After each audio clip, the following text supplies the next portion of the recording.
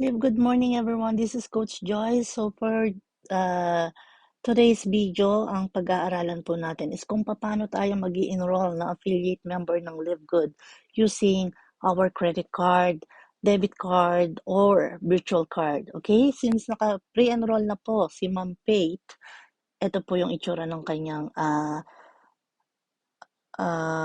page, no? So, i-click lang po niya yung lock in your position. So, after po niya maklik yan, pipil upan niya po yung mga needed infos na kakailanganin.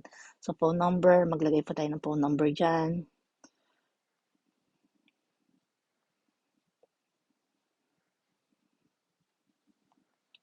And then, maglagay din po tayo ng username. And then, password. And then, number 2, no? Bali yung number 1 natin, ano yun creating an account or personal information. Number 2, select your membership. So, may option po tayo rito. Kasi, ang option po natin for number 1 is monthly membership and affiliation fee, total of $49.95. Dito naman po sa option 2 is affiliation fee na $40 plus $99.95, total of $139.95 po. So for this video, option 1 po ang pipiliin natin. Okay? Ayan. So naka-automatic na po siya sa option 1. Kung gusto niyo pong option 2, i-click niyo lang po yung bilog na yan. No? And then, option 1 po ang gagamitin natin for this tutorial. Number 3, you need to fill up these details sa ilalim sa shipping information mo. No?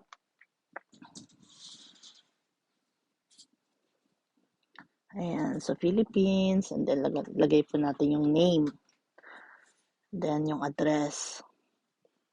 Pag mahaba po yung address niya, pwede nyo gamitin yung slot dito sa may address to, no? Ayan, city.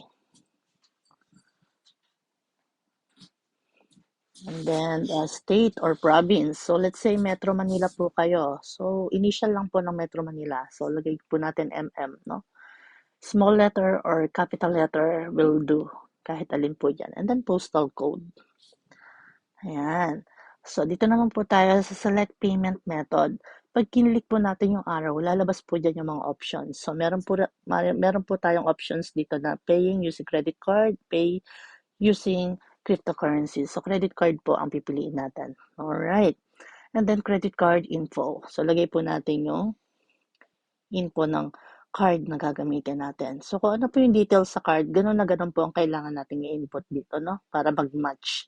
So, dito po sa credit card type, meron pong arrow dito. I-click lang natin to. Then, pipili po tayo kung anong klase ba nung, ano po yung logo ng card, nung nasa card na gagamitin natin, no? So, for today's video, ang gagamitin po natin is MasterCard. Ayan. And then, credit card number. So, dito po, ilalagay nyo na po ang inyong 16-digit card number.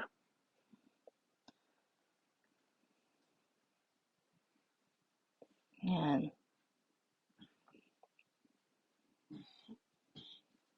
And then, wala pong space, dire-diretso lang. And then, yung expiration niya. Okay. And then, yung secret code ng card na nasa likod, no? Alright. After nyan, dito naman tayo sa may credit card address.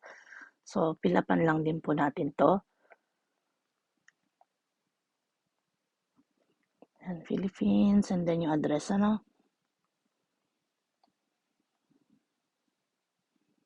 And then city. Okay. And then state or province again. So, Metro Manila. And then zip code. Alright. Then, click continue lang po.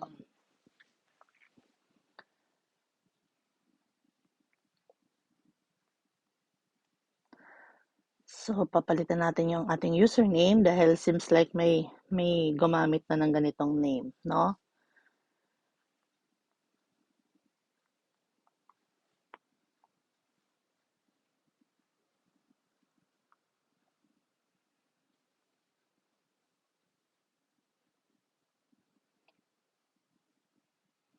Okay. So, any error or any kulang any missing details, magkakaroon po tayo rito ng instruction, naka-red, no? So, babasahin lang natin para malaman natin kung ano yung hinihingi ng system.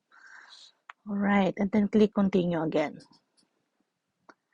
Ayan, so okay na. Double check lang natin yung details ng user info, product selection, payment info, shipping info, and then, eto na po, sa bandang ibaba, may dalawang boxes na kailangan natin i-check. This is the confirmation of our affiliation enrollment, no?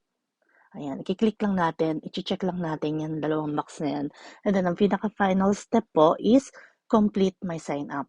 So, pag kinlik po natin yung complete my sign up, congratulations, you are now an official affiliate member of Live Good Business. So, that's it. That's it for this video tutorial. I hope may natutunan po tayo. Thank you for watching.